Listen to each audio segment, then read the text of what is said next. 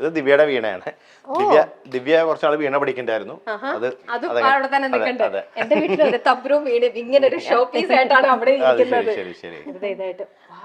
പൂജാമുറി എന്താ ഐശ്വര്യം. ഇതെന്റെ അച്ഛൻ. ഇത് മുത്തശ്ശൻ. അത് ദിവ്യയുടെ അപ്പൂപ്പനും അമ്മയും. ഇത് ദിവ്യയുടെ അത് അച്ഛന്റെ അച്ഛനും അമ്മയും. ദിവ്യയുടെ അമ്മയുടെ അച്ഛനും അമ്മയും. അത് അറിയാലോ. എന്നോടോ ആദ്യം പൂജാമുറി കാണട്ടെ. കയറിക്കോളൂ. കേറാമോ? ഓ എന്ത് രസമായിട്ടാ വെച്ചിരിക്കണേ. ഞാനൊരു ഒരു സ്ഥലത്ത് ചെന്ന് ഇങ്ങനെ കാഴ്ച വസ്തു എല്ലാവരും ഉണ്ട് ഇവിടെ. അമരോത്ഭവ മാതാവ്, വേളാങ്കണ്ണി മാതാവ്, എല്ലാരും ഉണ്ട്. ഇതിപ്പോ മനുഷ്യരുടെ പാടാൻ പോകുമ്പോഴും അമ്പലത്തിൽ നിന്നും ഒക്കെ അല്ലാതെ മറ്റേ നാഗൂറിലെ പള്ളിയില്ലേ, മുസ്ലിം പള്ളി, നാഗൂർ പാപ്പ എന്ന് പറയും. അതുകൊണ്ട് എല്ലാരും ഉണ്ട്. ഇത് ഇത്രയും ഭാഗം കൂടെ കാലിയുണ്ടോട്ടോ ഇവിടെ. ഇനി കുറച്ച് ഇവിടെ നിന്ന് മദ്രാസിലേക്ക് എടുത്തോണ്ട് പോയി. പിന്നെ ഇത് ഇങ്ങോട്ടേക്ക് തെക്ക് ദർശനമാണല്ലോ, അതുകൊണ്ട് അധികം അവിടെ വെക്കാൻ പറ്റില്ല. എത്ര ഭംഗിയായിട്ട് എത്ര ഐശ്വര്യമുള്ള പൂജാമുറിയാന്ന് നോക്കി. അപ്പൊ ഈ ഐശ്വര്യം ഈ വീട്ടിലുള്ളവർക്ക് എന്തായാലും വരാതിരിക്കില്ലല്ലോ. എന്താ അതിനകത്തൊരു ഇതില്ല, ഫുൾ ബ്ലെസ്സിങ് ഉണ്ടാവും എപ്പോഴും. ഫുൾ ടൈം വിളക്ക് കൊളുത്തി വെക്കോ? ഞങ്ങളുടെ ഫേവറേറ്റ് മന്ത്രാണ് ഓം. വീട്ടിലെപ്പോഴും ഇങ്ങനെ ഒരു വല്ലാത്തൊരു ഇത് ഇത് ഞങ്ങളൊരു ജിമ്മിന്റേതായിരുന്നു. പക്ഷെ ഇവിടെ കേരളം വളരെ അപൂർവമാണെന്ന് മാത്രം. എല്ലാവർക്കും കൂടി വേണ്ടിട്ട്. പക്ഷെ ഇതിപ്പോ നിങ്ങൾ ആരും തിരിഞ്ഞു നോക്കുന്നില്ല. ഇതിങ്ങനെയായിട്ട് നിക്കുന്നുണ്ട്. ചേച്ചിയോട് ഞാൻ ചോദിക്കട്ടെ, ചേച്ചി ജനിച്ചു വളർന്നു കഴിഞ്ഞപ്പം കൂടെ അന്നേരം നമുക്കൊക്കെ നമ്മൾ കാണുന്ന ഒരു ആൺകുട്ടി എന്ന് പറയുമ്പോ നമ്മുടെ അച്ഛൻ, നമ്മുടെ ആങ്ങള, അന്നേരം കണ്ടത് മൊത്തം ആങ്ങളയുടെ എന്താ പറയാ ശ്രീശാന്ത് എന്ന് പറയുന്നത് പ്രത്യേകിച്ച് പറയേണ്ട ആവശ്യമില്ല. എല്ലാരും ഭ്രാന്ത് പിടിച്ച ഒരു ക്രിക്കറ്റ് എന്ന് പറഞ്ഞ് ഭ്രാന്ത് പിടിച്ച ഒരു ഇത് കണ്ടു.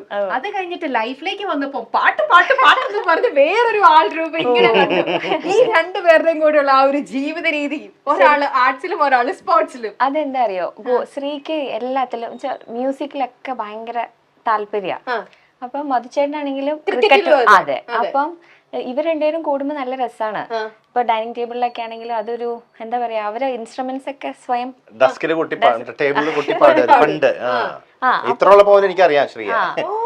അപ്പൊ കുഞ്ഞുനാള് മുതൽ ഇവര് ഭയങ്കര കൂട്ടാണ്. ചേട്ടനാണെങ്കിൽ എല്ലാരും നമ്മളെ ഒരുമിച്ച് കൂടുമ്പോഴത്തേക്കും ഇവര് കൂടുമ്പം ക്രിക്കറ്റ് കളിക്കും ഒരുമിച്ച്. അപ്പം അതെ, മച്ചേട്ടൻ എപ്പോഴും പറയും ബോള് പറക്കി തന്നുകൊണ്ടിരുന്നത് ശ്രീന്ന്. കാരണം ഇവരുടെ കസിൻസ് ഒക്കെ എന്റെ കൂട്ടുകാരാ. പണ്ട് ദിവ്യ കല്യാണം കഴിക്കുന്നതിന് മുമ്പ് തന്നെ കസിൻസ് ഒക്കെ എന്റെ കൂട്ടുകാരായിരുന്നു. അപ്പൊ ഞാൻ വല്യമ്മയുടെ വീട്ടിൽ താമസിക്കുമ്പോ അവര് അവിടെ വന്ന് ക്രിക്കറ്റ് കളിക്കാൻ വരും. ഞാൻ അവരുടെ തറവാട്ടിൽ പോയി ക്രിക്കറ്റ് കളിക്കും. അപ്പൊ അങ്ങനെയൊക്കെ വരുമ്പോ ശ്രീയും ഉണ്ടാവും കൂടെ. അപ്പൊ ഞങ്ങളുടെ ബോള് ഇങ്ങനെ കാട്ടിലേക്കാ പോകുമ്പോ എടുത്തു തരുന്നത് ശ്രീ ആയിരുന്നു പണ്ട്. അതെ അതെ അതെ അതെ അതെ. അതുപോലെ ശ്രീക്കും പറയാലോ അല്ലെ, ഇങ്ങനെ ചെയ്ത ആളാണ്. എന്നാലും ചേച്ചിക്ക് തോന്നുന്ന ഒരു കലാകാരന്റെ കൂടെയാണോ ഒരു മറ്റേ ഇതിലാണോ കൂടുതലും ഒരു ഇത് തോന്നുന്നത്? അല്ല, ശരിക്കും പറഞ്ഞാൽ സത്യം പറഞ്ഞ ദൈവത്തിന്റെ ഒരു അനുഗ്രഹം എന്ന് പറഞ്ഞിട്ട് രണ്ടുപേരും എനിക്ക് രണ്ട് സ്ഥലത്തും പോയാലും ഞാൻ പ്രൗഡാണ് കേട്ടോ, സത്യമായിട്ടും. ശരിക്കും അതെ, ഈ രണ്ട് സൈഡിൽ എന്ന് വെച്ചാൽ അനിയനായിട്ടും മത്സ്യണ്ണായിട്ടും. അതെ, നല്ലത് മാത്രം അതൊക്കെ ഭയങ്കര ഭാഗ്യമാണ് ചേച്ചി. ആ ഒരു ഭാഗ്യം എന്ന് പറയുന്നത്. നമുക്ക് അടുത്ത സ്ഥലത്തേക്ക് പോവാം. അവരുടെ ഫേവറേറ്റ് കളറാണോ ഈ ബ്ലൂ അല്ലേ? ബോയ്സിന് വേണ്ടിയിട്ട്. അതിനകത്ത് 2 ഷുഗർ ഗ്ലൈഡേഴ്സ് ഉണ്ട്. അതാണ്. എന്നതിൽ കൊറേ പെറ്റ്സ് ഉണ്ടെന്ന് പറഞ്ഞ ഓരോ അല്ലേ? Hi hi. പറക്കുന്ന അണ്ണാനില്ലേ, പേടിച്ചിരിക്കണോ? ഏയ് പേടിയൊന്നും, ഉറങ്ങാൻ രണ്ടുപേരും കൂടി. അത് പേരിട്ടിട്ടുണ്ടോ? ഓഷ്യനും മൂണും. ഇവിടുത്തെ ഓരോരുടെ പേരെല്ലാം ഭയങ്കര സംഭവമാണല്ലോ. എവിടെ കേൾക്കാത്ത പേരുകൾ എല്ലാവർക്കും. ഇവിടെ ഒരു പൂച്ചയുണ്ടായിരുന്നു, എന്റെ പേര് മാക് എന്നായിരുന്നു. മാക് മധുബാലകൃഷ്ണൻ.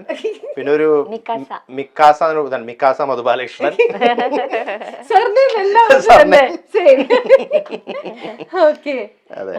ഇതാണ് കുറച്ച് ഇതായിരിക്കുന്നു ഇവിടെ നമ്മുടെ മതിച്ചേട്ടന്റെ വെക്കാവുന്നത് എവിടെയെങ്കിലും ഒരു ഈ അലമാരി എന്തെങ്കിലും കാലിയായിട്ടുണ്ടെങ്കിൽ അവിടെ വരും മതിച്ചേട്ടന്റെ.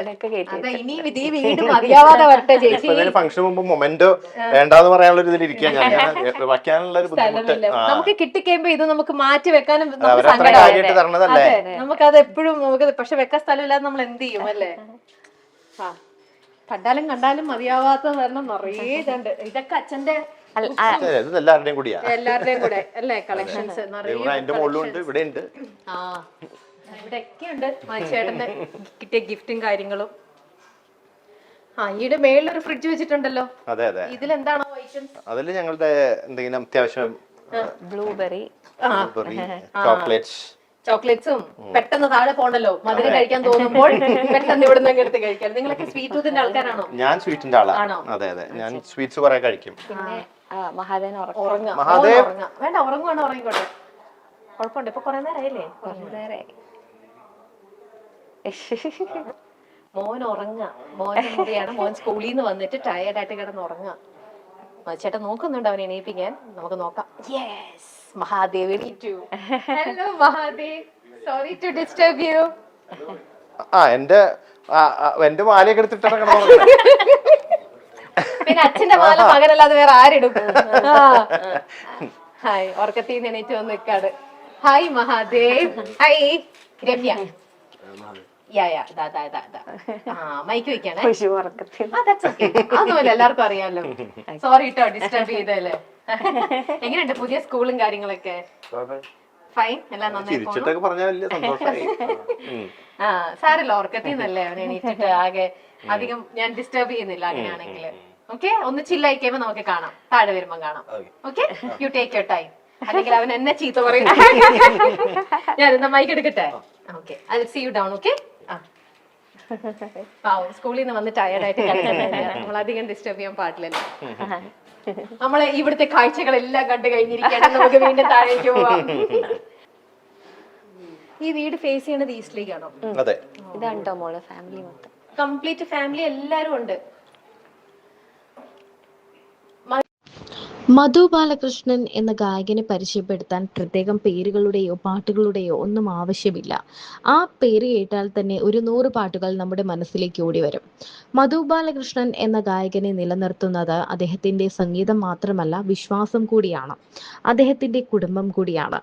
അദ്ദേഹത്തിന്റെ വീടിന്റെ ഒരു വിഷ്വലാണ് ഇപ്പോൾ വൈറലാകുന്നത്. ചെന്ന് കയറുമ്പോൾ തന്നെ ഗണപതി മുന്നിൽ നിൽക്കുന്ന ഒരു പൂജാമുറി, മനോഹരമായ ചുവപ്പും വെള്ളയും പൂക്കൾ കൊണ്ട് തുടക്കം തന്നെ അലങ്കരിച്ചിരിക്കുന്ന, നമ്മളെ സ്വാഗതം ചെയ്യുന്ന ഒരു ഗണപതി. 2 വശത്തും മണികൾ കിലുക്കി ചെണ്ടയും മറ്റുമെല്ലാം തൂക്കി ഇട്ടിരിക്കുന്ന ഒരു മനോഹരമായ പൂജാമുറി. ഈ പൂജാമുറിയിൽ നിന്നാണ് മധു ബാലകൃഷ്ണൻ എന്ന ഗായകന്റെ ഐശ്വര്യം മുഴുവൻ വരുന്നത് എന്ന് പറഞ്ഞാൽ തെറ്റില്ല. താൻ ഓരോ ഷൂട്ടിനും അല്ലെങ്കിൽ ഓരോ പരിപാടിക്കും, ഓരോ സംഗീത പരിപാടിക്കും ഓരോ സ്ഥലങ്ങളിൽ പോകുമ്പോൾ ശേഖരിച്ചു കൊണ്ടുവരുന്ന ദൈവികമായ സാധനങ്ങളെല്ലാം തന്റെ ഭാര്യയാണ് ആ വീടിനുള്ളിൽ അടുക്കും ചിട്ടയായിട്ടും വയ്ക്കുന്നത്. അവിടെ പത്മനാഭ സ്വാമിയുണ്ട്. നാഗൂർ പാപ്പ മുതൽ മാതാവും കൃഷ്ണനും ഗുരുവായൂരപ്പനും മഹാദേവനും ഗണപതിയും, അങ്ങനെ ആ പൂജാമുറിയിൽ ഇല്ലാത്തവരില്ല. കയറുമ്പോൾ തന്നെ ഓംകാരം കേൾക്കുന്നതും വലിയൊരു അനുഗ്രഹം തന്നെയാണ്. മധു ബാലകൃഷ്ണൻ എന്ന നടന്റെ മുഖത്തെ ചൈതന്യത്തിനും ആ പൂജാമുറി ഒരു കാരണം തന്നെയാണ്.